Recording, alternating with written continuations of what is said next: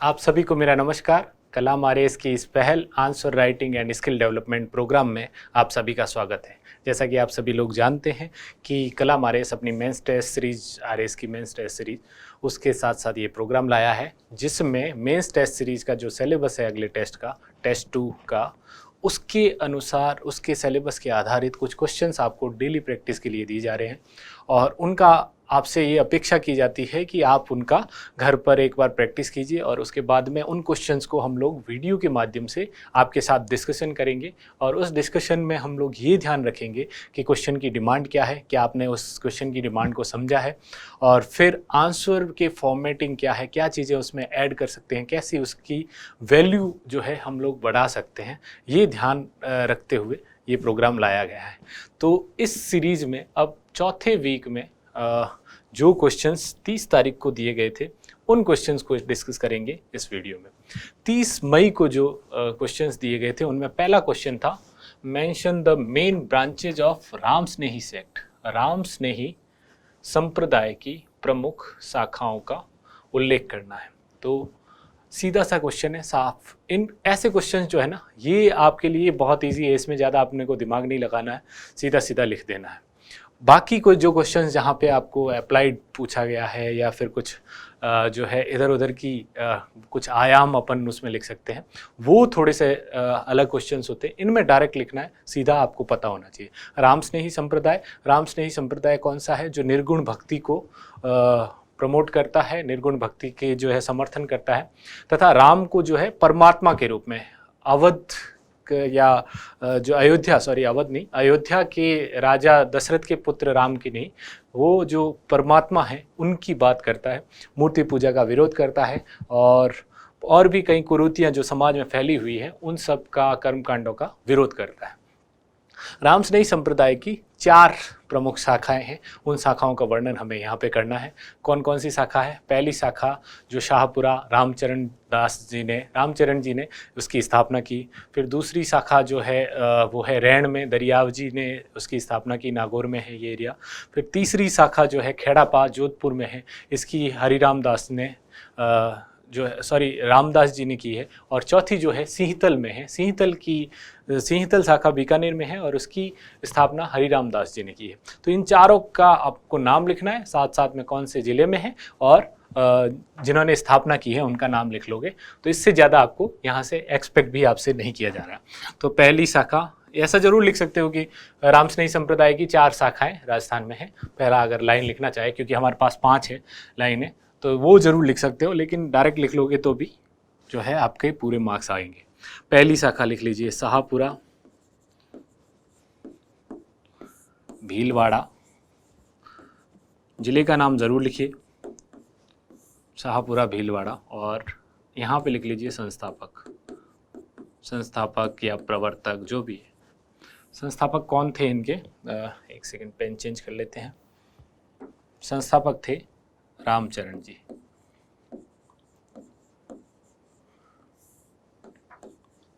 दूसरी शाखा पहली लिखी, दूसरी शाखा रैण कहाँ पर है बताइए? रैण शाखा कहाँ पर है? रैण शाखा है नागौर। इसकी स्थापना जो है वो संत दरियाव जी ने की थी, दरियाव जी। फिर तीसरी शाखा जो है वो लिख लेते हैं खेड़ापा।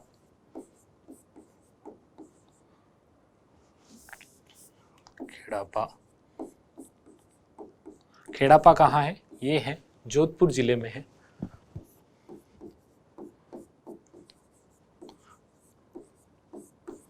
और इसकी स्थापना जो की थी वो की थी रामदास जी ने।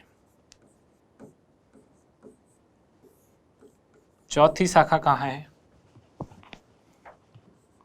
आखिरी शाखा कौन सी बची? सिंहतल कहाँ है? बीकानेर में। तो उसका नाम लिख लीजिए, सिंहतल बीकानेर। और इसकी स्थापना की थी हरिरामदास जी ने। नाम सारे राम से ही स्टार्ट है, एक दरियाव जी को छोड़ते हैं तो बाकी रामदास, हरिरामदास और रामचरण। इसीलिए रामस्नेही जो संत होते हैं उनके जनरली नाम जो है राम से ही रिलेटेड होते हैं। तो याद करने के लिए बहुत ईजी है।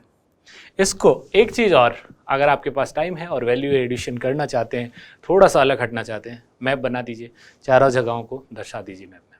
तो ये करके आप जो है बहुत अच्छा कर सकते हैं। बाकी इसमें आपसे इतनी एक्सपेक्टेशन है और हो जाएगा। अगला क्वेश्चन जो है वो क्वेश्चन है 5 नंबर के लिए, जो आपके प्रबंधन पार्ट से आया है।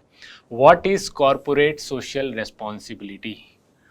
कॉरपोरेट यानी इसको हिंदी में अगर वैसे भी कॉरपोरेट सोशल रेस्पॉन्सिबिलिटी भी कह सकते हैं, कॉरपोरेट सामाजिक उत्तरदायित्व भी कहा जाता है और निगमित सामाजिक उत्तरदायित्व भी कहते हैं। तो अपन निगमित भी लिख सकते हैं, निगमित सामाजिक उत्तरदायित्व क्या है और पूछा क्या गया है, गिव क्रिटिकल डिटेल्स, उसकी आलोचनात्मक विवरण देना है। आलोचनात्मक विवरण में दोनों पक्ष लिखेंगे, पॉजिटिव भी लिखेंगे, नेगेटिव भी लिखेंगे। पहली चीज़ तो कॉरपोरेट सोशल रेस्पॉन्सिबिलिटी क्या है, 3 वर्ड है इसमें। पहली है कॉरपोरेट, निगम, जो भी जितनी कंपनीज होती है, कॉरपोरेट्स होते हैं उनका, यानी प्राइवेट सेक्टर की मेन बात कर रहा है। फिर दूसरी चीज़ है सोशल, सामाजिक, यानी समाज के प्रति। और तीसरी है उत्तरदायित्व, यानी निगमों का समाज के प्रति उत्तरदायित्व क्या है, वही कॉर्पोरेट सोशल रेस्पॉन्सिबिलिटी। ये हो गया आम भाषा में। अब यहाँ पे आपको मतलब तो पता है, लेकिन क्वेश्चन देखते ही आपके दिमाग में क्या आ रहा है, जिन लोगों ने इसके बारे में पढ़ा है उन लोगों को सीधा सा आ रहा है कि कॉर्पोरेट सोशल रेस्पॉन्सिबिलिटी मतलब कंपनी एक्ट 2013, उसका सेक्शन 135, उसमें वो जो 3 कंडीशंस दी गई है, साथ में लास्ट में लिखा है 2% जो है औसत ब्याज, औसत लाभ का 2% आपको CSR में देना है और CSR समिति का गठन, यही आ रहा है ना। ये चीज़ यहाँ पे लिख दोगे तो आपके नंबर आएंगे क्या, उतने जितने आप एक्सपेक्ट कर रहे हो नहीं आएंगे। पूछा क्या है, सीधा पूछा, उसकी मीनिंग पूछी गई है। वो 3 कंडीशंस सब ने रटी होगी कि 1000 करोड़, 500 करोड़, 5 करोड़, याद है ना। लेकिन हमें वो उसको भी लिखना है, उसको मेंशन कर सकते हैं, लेकिन उसमें से पहले हमें लिखना है कॉर्पोरेट सोशल रेस्पॉन्सिबिलिटी होती क्या है, उसके पॉजिटिव उसके नेगेटिव दोनों चीज़ें लिखनी है। इनमें नहीं आया ना, तो अब बताते हैं। कॉर्पोरेट सोशल रेस्पॉन्सिबिलिटी किसी भी व्यावसायिक फर्म का एक समाज के प्रति जो उत्तरदायित्व होता है, कल्याण, पर्यावरण, सामाजिक कल्याण के लिए जो उत्तरदायित्व है, उसे ही कॉर्पोरेट सोशल रेस्पॉन्सिबिलिटी कहा गया है। और ये प्रबंधन की एक अवधारणा है। इस अवधारणा के तहत जो पहले कॉर्पोरेट्स का एकमात्र लक्ष्य होता था अधिकतम लाभ सृजन, उससे थोड़ा सा हटके और इनको नैतिक जिम्मेदारी जो देने के लिए और कॉर्पोरेट गवर्नेंस को अच्छा करने के लिए ये कॉन्सेप्ट लाया गया है। और इस कॉन्सेप्ट के तहत कंपनियों को ये दायित्व दिया गया है, ये मोरल दायित्व दिया गया है, क्योंकि कंपनियां प्राकृतिक संसाधनों का उपयोग करती है, सामाजिक संसाधनों का उपयोग करती है, और वो भी जो सबके लिए है। जैसे मान लीजिए कि कोई कंपनी जैसे है, एक कोई कंपनी है जो कोयले से बिजली बनाती है, ठीक है। कोयला कहाँ से लाती है, माइंस से। माइंस क्या है, प्राकृतिक संसाधन है, वो उस पर हक किसका है, उस क्षेत्र के सभी लोगों का। लेकिन फ़ायदा उसका कौन ले रहा है, वो कंपनी और कंपनी के शेयर होल्डर्स मैक्सिमम फ़ायदा वही ले रहे हैं। क्यों, क्योंकि जो बिजली बन रही है उसके भी वो चार्ज ले रही है, और जो भी उसका जो है चार्ज लेके वो लाभ कमा रही है। तो ये लाभ जो है, इस पर हक किसका है, इस पर बाकी लोगों का भी हक है। इसी उद्देश्य के साथ ये कॉन्सेप्ट आया। और कॉर्पोरेट सोशल रेस्पॉन्सिबिलिटी जो है, ये कॉन्सेप्ट हमारे देश ने हमारा देश जो है सबसे पहले इसको लागू करने वाला, इसको कानूनी रूप से लागू करने वाला प्रथम देश है। तो ये समझ में आ गया कॉर्पोरेट सोशल रेस्पॉन्सिबिलिटी क्या है। दूसरा, इसके पॉजिटिव्स क्या है, नेगेटिव्स क्या है।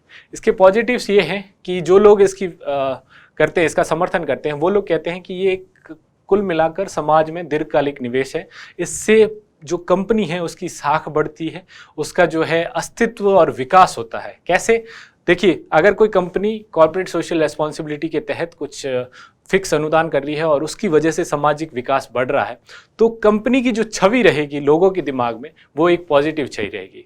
और पॉजिटिव छवि रहेगी तो उसकी ब्रांडिंग अपने आप होगी, उस कंपनी के प्रोडक्ट्स जो है उसके प्रति एक अलग लगाव होगा, और वो प्रोडक्ट्स अपने आप, जैसे टाटा देश का नमक, इसने क्यों? क्योंकि टाटा कंपनी ने जो है CSR में बहुत इन्वेस्ट किया है। जहाँ जहाँ इसके प्लांट लगे वहाँ पर भी, इसके अलावा अन्य हॉस्पिटल्स, कुछ कैंसर का हॉस्पिटल हुआ, कोई इंस्टीट्यूट है शोध और रिसर्च के लिए, और साथ साथ में देश के लिए भी उन्होंने बहुत काम किया है। इस वजह से टाटा नमक और टाटा कंपनी की कोई भी है ना, तो एक अलग छवि है हम लोगों के मानस पर।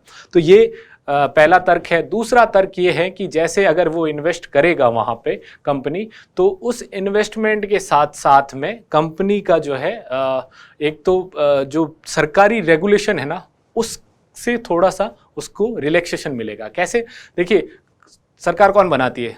जनता बनाती है, और जनता के दिमाग में अगर पॉजिटिव चाहिए तो कुछ चीज़ों में उसको रिलैक्सेशन दिया जाएगा। तो ये दो मेन रीजंस होते हैं कॉर्पोरेट सोशल रिस्पॉन्सिबिलिटी के लिए, जो उसका समर्थन करते हैं वो देते हैं। साथ साथ में अगर सामाजिक विकास होगा, लोगों के पास उस वजह से रोज़गार जनरेट होंगे, तो एक डिमांड बढ़ेगी, बाजार का भी विकास होगा, तो ये चीज़ भी देते हैं। और भी बहुत सारे पर्यावरणीय जो एक इसको मॉरल वाला भी एंगल दे सकते हैं कि ये नैतिक उसका दायित्व है, क्योंकि पब्लिक का वो संसाधनों का यूज़ कर रहा है तो उसका कुछ मूल्य उसे देना चाहिए। तो ये उसके पॉजिटिव में है। अब जो इसका विपक्ष में है, नेगेटिव में, वो लोग क्या कहते हैं? वो लोग कहते हैं कि जो कॉरपोरेट का प्रमुख उद्देश्य है अधिकतम लाभ सृजन, उसके साथ ये धोखा है, क्योंकि उसमें से कुछ लाभ का अंश वो वहाँ पे हटा रहा है। उसी को अगर हम लोग यहाँ पे इन्वेस्ट करते तो कंपनी की दक्षता बढ़ती, कंपनी के लिए कैपिटल बढ़ता, वो सारी चीज़ें। दूसरी चीज़ ये कहते हैं कि ये जो है मेनली कंपनी जो लाभ कमा रही है वो कहाँ से कमा रही है? लोगों से, उपभोक्ताओं से। अब कंपनी लाभ का एक हिस्सा उधर देगी, लेकिन और ज़्यादा कमाने की कोशिश करेगी, तो उसका कर भार किस पे बढ़ेगा? वो बाहर बढ़ेगा, उपभोक्ताओं पे ही। तो ये कुल मिला के एक जेब से निकाल के दूसरी जेब में डालना है, बस यही फ़र्क है। तो ये चीज़ कहती है। तीसरी चीज़ वो लोग ये कहते हैं, कंपनी अगर मतलब इस सामाजिक क्षेत्र में इन्वेस्ट करेगी तो उसका एक्सपीरियंस इतना नहीं है, और किस में इन्वेस्ट करना है, कहाँ इन्वेस्ट करना है, तो सामाजिक कार्यक्रमों की दक्षता जो है वो भी प्रभावित होगी। तो इतने अपने लिए काफ़ी है। अब आ जाते हैं हम आंसर कैसे लिखेंगे। तो सबसे पहले ऐसे जो कॉन्सेप्ट्स हैं उनमें आप लोग स्टार्ट ऐसे कर सकते हैं कि कॉर्पोरेट सोशल रिस्पॉन्सिबिलिटी एक अवधारणा है, किसकी? प्रबंधन की। तो यहाँ से मैं CSR लिख रहा हूँ, आप पूरा लिखना। CSR प्रबंधन की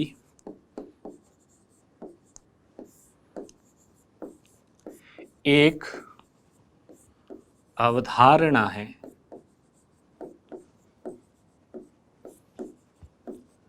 जिसमें किसी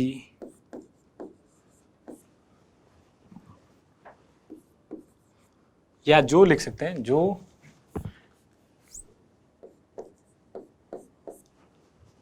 किसी व्यावसायिक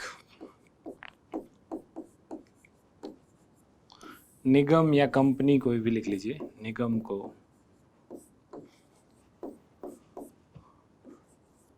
लाभ कमाने के साथ साथ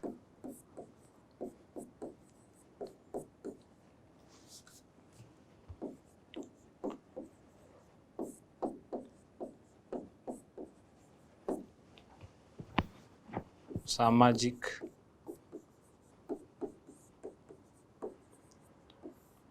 विकास,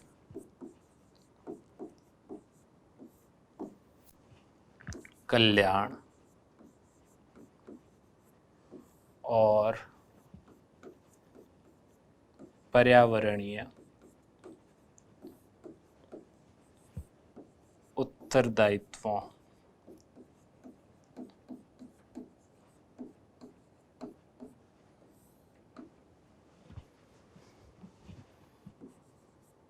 को निभाने हेतु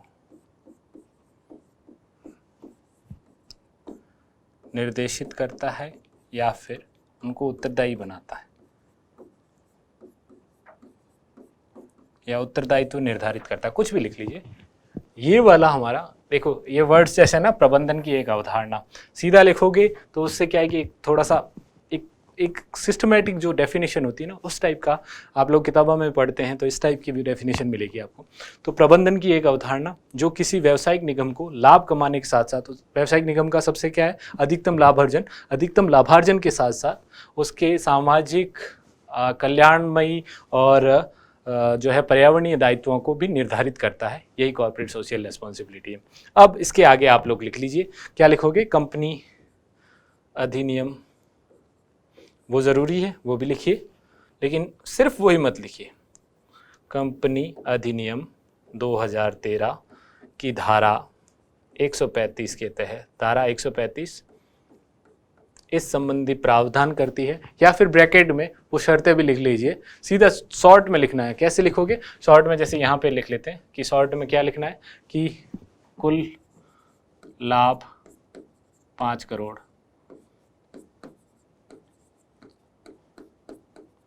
एक 1000 करोड़ उसका जो है मार्केट या जो है टर्नओवर और 500 करोड़ उसकी संपत्ति। तो ये भी आप लिख लोगे ब्रैकेट में, तो ये आधी लाइन में आ जाएगा। संपत्ति या एसेट्स उसके जो है, उसमें इन्वेस्टमेंट जो है वो है। तो इसको आप ब्रैकेट में लिखो, नहीं लिखोगे तो भी चलेगा। आपने ये निर्देश दे दिया, आपने उसको एग्जामिनर को ये बता दिया कि मुझे ये भी पता है। तो इसमें लिख लेंगे धारा 135 इस संबंधी प्रावधान करती है, प्रावधान करती है, या इसमें कि धारा 135 में इस संबंधी प्रावधान है। अब जो है क्रिटिकल वाला पार्ट, ये आपका 4 लाइन में आ गया। 7 लाइन 8 लाइन आपके पास होती है। तो अब क्रिटिकल वाला पार्ट भी मेजर पोर्शन है उसका, देखो पूछा गया है आलोचनात्मक विवरण, तो आप उसमें पक्ष और विपक्ष दोनों लिख लीजिए, और ये आलोचनात्मक विवरण हो जाएगा, उसका डिटेल हो जाएगी। यहाँ पे लिखिए पक्ष और ये लिखिए विपक्ष। पक्ष में हमने क्या बताया कि ये कंपनी के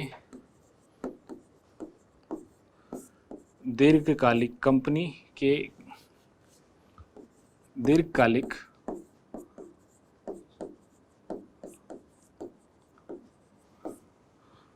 अस्तित्व को सुनिश्चित करती है।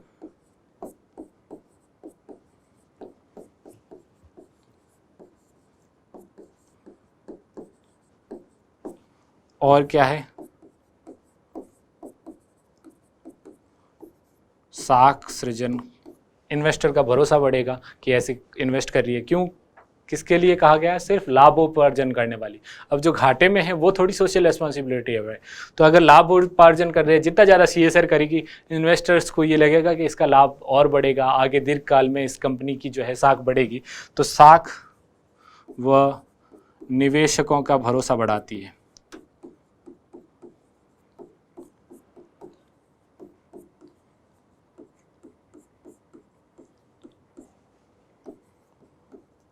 और भी बहुत सारी चीज़ें लिख सकते हो। कॉर्पोरेट गवर्नेंस को बढ़ाती है, नैतिक निगमी उत्तरदायित्व को बढ़ाती है। और लास्ट में एक लिख लीजिए, सरकारी विनियमों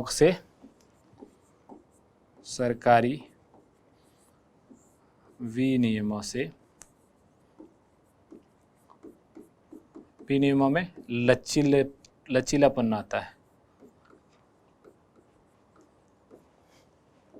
इससे क्या होगा कि कंपनी की अगर ऐसी साख होगी तो उस वजह से सरकारें भी जो पॉलिसी बनाएगी वो उस समय कंपनी का पक्ष भी ध्यान रखेगी। तो ये चीज़ है। विपक्ष में क्या है? पहला, अधिकतम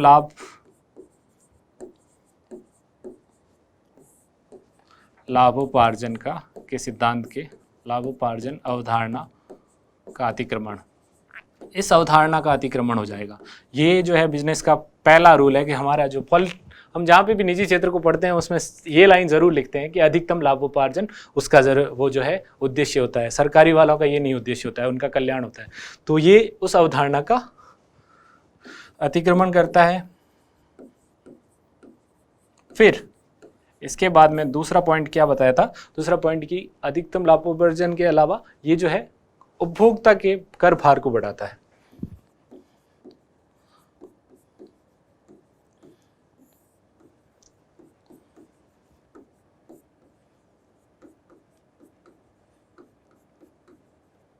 दक्षता में कमी लाता है कंपनी की,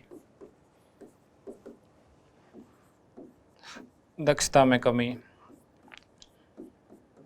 अब अलग अलग कंपनियां अलग अलग सामाजिक, अब एक ही अब जैसे 5-7 कंपनियां हैं, सामाजिक क्षेत्र तो बहुत सारे हैं ना, शिक्षा है, चिकित्सा है, और उसके अलावा कोई सामुदायिक सेंटर्स वगैरह है, समाज में जैसे पिछड़ी जनजातियां हैं या जाति है, उनका उत्थान है, ये सब नहीं। तो क्या अगर एक ही क्षेत्र में सारी कंपनियां इन्वेस्ट कर लेती है, बाकी वाले क्षेत्र ऐसे ही रह जाते हैं?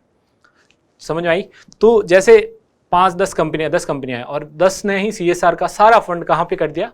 एक ही जगह, शिक्षा क्षेत्र में कर दिया, हर एक स्कूल्स में पंखे लगा दिए, डिजिटल क्लासरूम लगा दिए, लेकिन स्वास्थ्य क्षेत्र में नहीं किया। तो इससे क्या होगा कि सामाजिक कार्यक्रमों की जो दक्षता है वो भी प्रभावित होगी। तो वो भी लिख सकते हो आप। तो ये सारे आपके पॉइंट्स इसमें आने चाहिए और आपका आंसर ऐसे होगा। तो ये ध्यान रखना कि इसमें पूछा क्या गया है, हमें लिखना क्या है। अब आ जाते हैं हमारे तीसरे क्वेश्चन, 10 नंबर का क्वेश्चन था, वो है यूनेस्को का जियो पार्क और जियो धरोहर स्थल की अवधारणा का विस्तार से वर्णन कीजिए। इस अवधारणा को बताना है हमें कि ये अवधारणा क्या है, इसके मेन उद्देश्य क्या क्या है, और ये नहीं बताने हैं कि जियो पार्क कहाँ कहाँ है, कैसे है। हमें सिर्फ अवधारणा किसने विकसित की, उस अवधारणा का मेन उद्देश्य क्या है, और थोड़ा बहुत इन दोनों में क्या क्यों अलग है, थोड़ी बहुत अलग वाली चीज़ें भी लिख लेने। तो पहले यूनेस्को ने वैश्विक भूगर्भिक विशेषताओं वाली धरोहरों या स्थलों की रक्षा के लिए ये 2 कॉन्सेप्ट लाए हैं। पहला कॉन्सेप्ट, दूसरा वाला जो कॉन्सेप्ट है भू धरोहर स्थल, ये अभी तक जो है पूरा अभी नहीं आ पाया है। अब 2022 में इस पर मीटिंग हुई है, उसके बाद में अभी वो पाइपलाइन में है, वो अभी इस पर चर्चा चल रही है, लेकिन इसमें हम लोग डिस्कस कर सकते हैं क्योंकि ये इसका कॉन्सेप्ट तो पूछ ही सकता है। तो जियो पार्क जो है स्कीम है, उसके तहत क्या है, ये थोड़ा सा वृहद है, जैसे बायोस्फीयर रिजर्व होता है ना, वैसे वैसे जियो पार्क है। इसमें ज्योग्राफिकली और जियोलॉजिकली विशेषताओं वाली, यानी भूगर्भिक विशेषताओं वाले कोई ऐसे जो है अब मतलब अद्वितीय ऐसे क्षेत्र हैं जहाँ पर जैसे मान लीजिए कोई अलग तरह की चट्टान है, कोई क्रेटर बना है, कोई उल्कापिंड गिरा है, उन पर जब वहाँ की मृदा अलग है, ऐसी विशेषताओं वाले क्षेत्र, और उसके साथ साथ में अगर ऐतिहासिक सांस्कृतिक उसकी विशेषताएं हैं, तो इस पूरे एरिया को संरक्षित करने के लिए और साथ साथ में शिक्षा को बढ़ावा देने के लिए, वहाँ की चीज़ों को देखने के लिए शिक्षा को बढ़ावाना, और तीसरा इसका कॉन्सेप्ट है सतत विकास। तो इन क्षेत्रों के तीनों चीज़ें, 3 उद्देश्य हैं इसके, उसका संरक्षण, उसकी शिक्षा और उसका सतत विकास। इन तीनों को टारगेट करके एक जियो पार्क स्कीम लाया है। जियो पार्क जियो पार्क अवधारणा लाया है, कौन लाया है? यूनेस्को। जियो पार्क अवधारणा ये हो गई, और इसमें एक खास बात है कि यूनेस्को जो है यहाँ पर वहाँ की जो स्थानीय जो लोग हैं उनका इसमें पार्टिसिपेशन सुनिश्चित करता है। बॉटम अप अप्रोच है, वहाँ का पार्टिसिपेशन, उनके द्वारा इसका प्रबंधन ये सुनिश्चित करता है। तो ये चीज़ होगी। अब जियो धरोहर स्थल या भू धरोहर स्थल क्या है, जियो हेरिटेज साइट क्या है, ये एक कॉन्सेप्ट है जिसके तहत सिर्फ भूगर्भिक विशेषताओं वाले जो क्षेत्र है, इसमें बड़ा, जैसे वो नहीं होता कि नेशनल पार्क और बायोस्फीयर रिजर्व, तो नेशनल पार्क जो है वो उस पर कॉन्सेंट्रेटेड है कुछ वन्य जीवों को संरक्षित करने के लिए, बायोस्फीयर रिजर्व एक पूरा इको क्षेत्र है। तो ऐसे ही जियो पार्क बड़ा है, और जियो हेरिटेज साइट्स ऐसी साइट्स हैं जहाँ पर भूगर्भिक विशेषताएं हैं, जहाँ पर कोई मतलब संरचना निर्मित हुई है, जैसे क्रेटर हो गया मैंने बताया, उसके अलावा जैसे कोई भूमिगत जल वाले, जैसे ये स्टेलेक्टाइट स्टेलेगमाइट जो होते हैं वो हो गए, और भी जीवाश्म कोई अगर वहाँ पे मिले हैं अलग प्रकार के, जैसे आकल वुड फॉसिल पार्क है जो जैसलमेर में है, ऐसी जगहों पे ऐसे इनके संरक्षण के लिए, इन भूगर्भिक विशेषताओं के संरक्षण के लिए, उनके अनुसंधान को बढ़ावा देने के लिए ये कॉन्सेप्ट आया है। और जैसे जियो पार्क जो कॉन्सेप्ट है उसको ग्लोबल जियो पार्क नेटवर्क वो करता है, प्रबंधित करता है, और भू धरोहर स्थल जो है उसको लाया कौन है कॉन्सेप्ट, वो है IUGS, international union of geological sciences. तो वो हो गया। और भारत में इन दोनों चीज़ों को, दोनों को जो है भारत में जियो पार्क को भी अगर जो करेगा, चिन्हित करेगा, वो है GSI, geological survey of India, और जियो हेरिटेज साइट्स जितनी चिन्हित की गई हैं भारत में वो भी करेगा जियोलॉजिकल सर्वे ऑफ इंडिया। तो ये सारी चीज़ें हमें यहाँ पर लिखनी है। तो अब स्टार्ट, मैंने बताया कि स्टार्ट में क्या करेंगे कि भूगर्भिक विशेषताओं वाले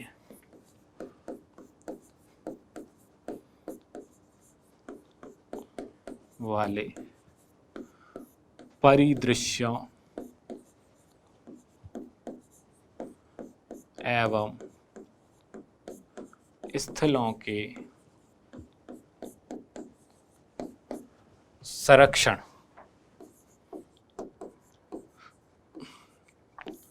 व विकास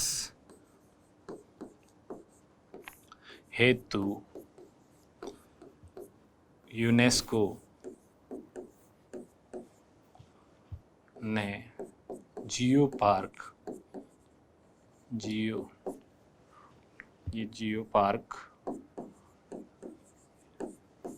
व जियो हेरिटेज साइट या भू धरोहर स्थल, जो भी लिखें, जियो हेरिटेज साइट लिख लीजिए, जियो हेरिटेज स्थल अवधारणा का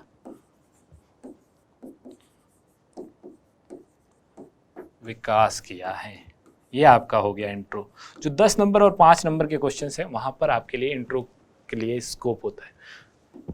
विकास किया है। अब इनमें से प्रमुख है या फिर ये इस प्रकार हैं जो भी है। फर्स्ट लिखेंगे जियो या भूगर्भिक या भू पार्क, इसके बारे में क्या लिखेंगे, कब डेवलप हुई ये अवधारणा? तो 2001 में आई अवधारणा है। अब यहाँ पे कीवर्ड क्या है? जियो पार्क में जो कॉन्सेप्ट है, 2 कॉन्सेप्ट आपको हमेशा ध्यान रखने, एक तो बॉटम अप अप्रोच और स्थानीय भागीदारी पहला। दूसरा जो है वहाँ पर 3 चीज़ों को वो जो टारगेट करता है, उसका स्थल का संरक्षण, उसकी शिक्षा और साथ में वहाँ का सतत विकास, संधारणीय विकास। ये इनकी इंटीग्रेटेड अप्रोच है। तो ये चीज़ आपके आंसर में दिखनी चाहिए क्योंकि ये ही कीवर्ड है उन चीज़ों के। और साथ में GGN ग्लोबल जियो नेटवर्क जो है, जियो पार्क नेटवर्क, वो भी आपके आना चाहिए। ठीक है, इसके तहत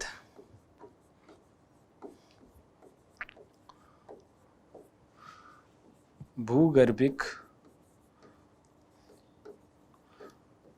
विशेषताओं युक्त ऐतिहासिक, प्राकृतिक, ऐतिहासिक महत्व, इसमें ऐतिहासिक महत्व वाले व प्राकृतिक सौंदर्य वाले दोनों। अगले पेज पे चल लेते हैं। प्राकृतिक सौंदर्य वाले स्थलों का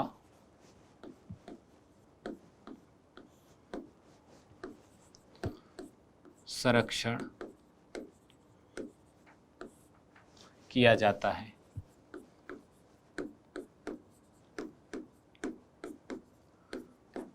संरक्षण के साथ साथ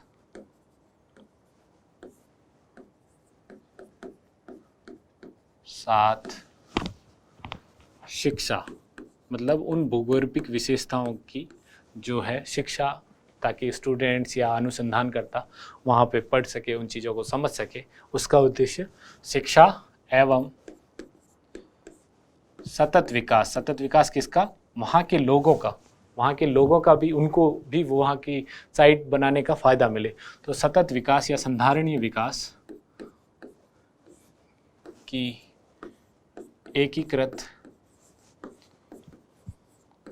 अवधारणा है। ये लिख लीजिए यहाँ पे, यह संरक्षण के साथ साथ इसको अंडरलाइन करना है, शिक्षा सतत विकास की एकीकृत अवधारणा है। अब उसके बाद में इस संकल्पना या अवधारणा के तहत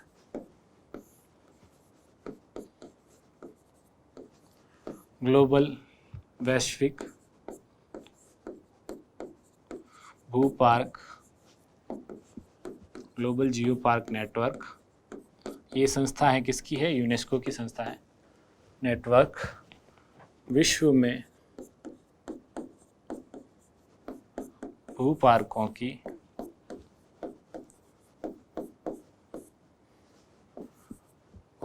के चयन व प्रबंधन का कार्य करता है।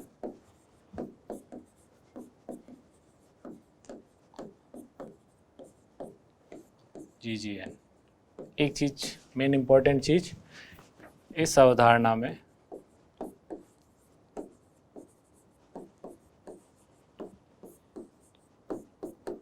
जन भागीदारी, स्थानीय जन भागीदारी, स्थानीय लोगों की भागीदारी, स्थानीय जन भागीदारी, वो जो स्थानीय हितधारक है उनकी भागीदारी सुनिश्चित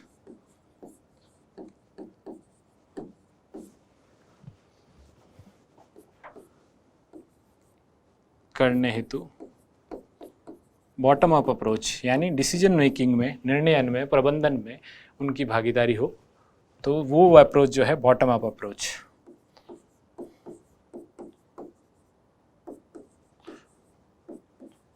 यानी जो भी नीतियाँ बनेगी ना वो वहाँ पे बनेगी, उसके संरक्षण के लिए जो भी प्लान बनेंगे, जो भी वहाँ के कार्यक्रम बनेंगे वो नीचे के स्तर पे बनेंगे, वहाँ के लोगों द्वारा बनेंगे और फिर उसका इम्प्लीमेंट बॉटम से ऊपर आएगा।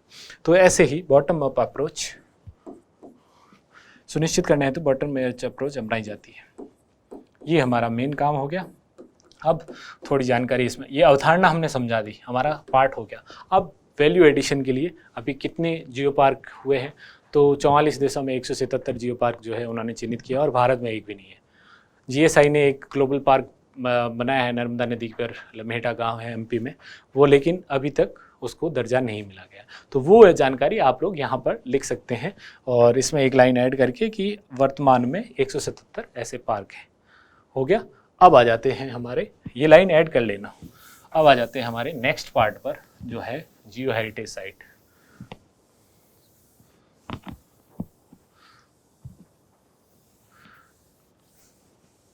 जियो हेरिटेज साइट अभी कॉन्सेप्ट लेवल पर ही है। इसको जो है IUGS ने 100 जियो हेरिटेज साइट्स की पहचान की है, लेकिन अभी तक इसको जो है इम्प्लीमेंट पूरा नहीं किया गया है, सिर्फ कॉन्सेप्ट लेवल पर है।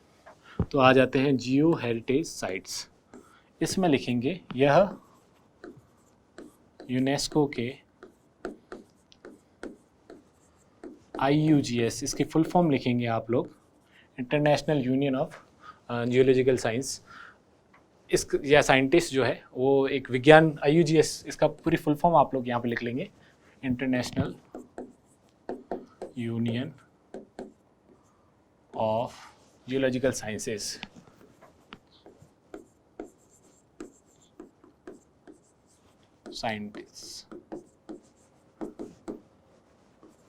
साइंटिस्ट ये हो गया। इसके बाद में के द्वारा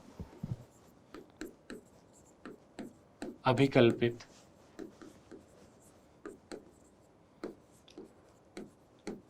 अवधारणा है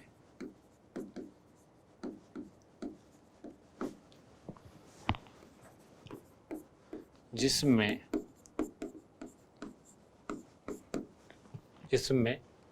भूगर्भिक विशेषताएं कौन कौन सी,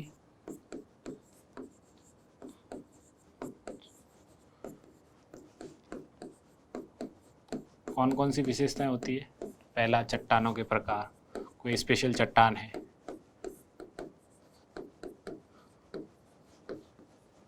चट्टानों के प्रकार या विशेष भूदृश्य,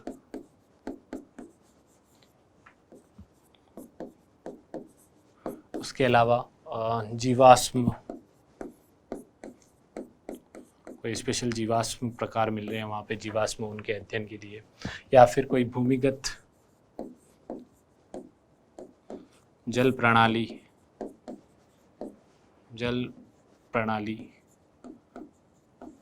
आदि। इन विशेषताओं वाले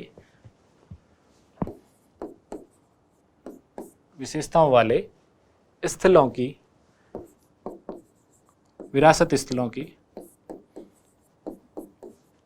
संरक्षण, प्रबंधन, ये वर्ड यहाँ पे आनी चाहिए, उनका प्रबंधन करना है मेनली, एवं अनुसंधान हेतु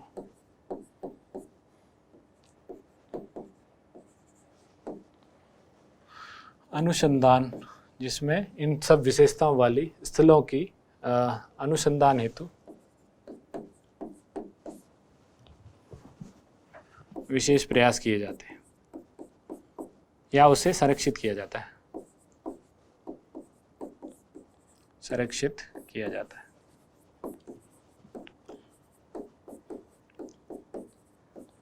भारत में जियोलॉजिकल सर्वे ऑफ इंडिया ने बहुत सारी जियोलॉजिकल साइट्स जो है, हेरिटेज साइट्स, उनको चिन्हित किया है। उसमें से 12 राजस्थान में है, जैसे जावर हो गया, रामगढ़ क्रेटर हो गया, आकलवुड फॉसिल पार्क हो गया, बर्ग का एक जो स्टोन पार्क है वो है। तो ये सारी चीज़ें, और इसके अलावा और भी है, तो वो आपके यहाँ पर है।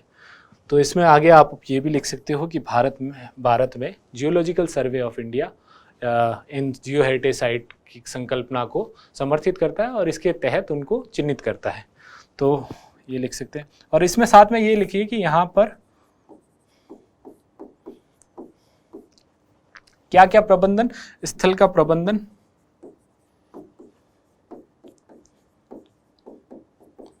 मृदा प्रबंधन,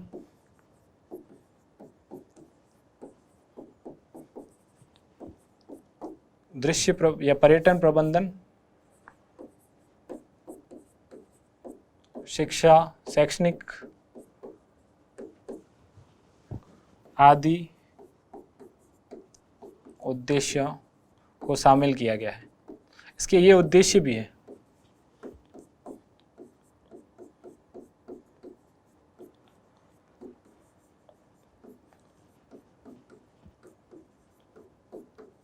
इसके अलावा लास्ट में वही जो मैंने बताया कि राजस्थान में जो है जियोलॉजिकल सर्वे ऑफ इंडिया ने 12 साइट्स का किया है, तो वो भी आप यहाँ पर लिख सकते हो एक इन्फॉर्मेशन, और इंडिया में वो करता है।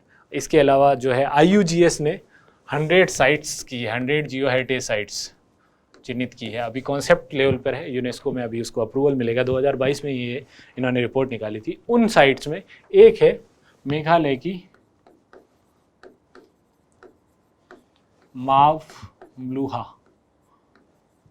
मावलुहा स्थल है, ये उन्होंने चिन्हित किया है। तो इसको भी आप अपने लास्ट में ये लिख सकते हैं, दोनों चीज़ें लिख सकते हैं कि भारत में जियो हेरिटेज साइट्स की पहचान के लिए प्रमुख या नोडल एजेंसी जो है जियोलॉजिकल सर्वे ऑफ इंडिया है, और साथ में IUGS ने अपनी 100 जियोलॉजिकल हेरिटेज साइट्स में से एक मेघालय की मावलुहा को घोषित किया है। तो ये चीज़ आप लिख लीजिए और आपका आंसर कंप्लीट हो जाएगा।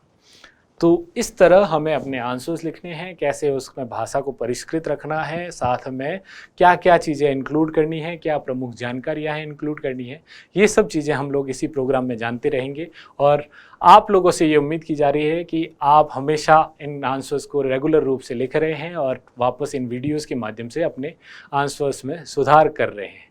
Thank you very much.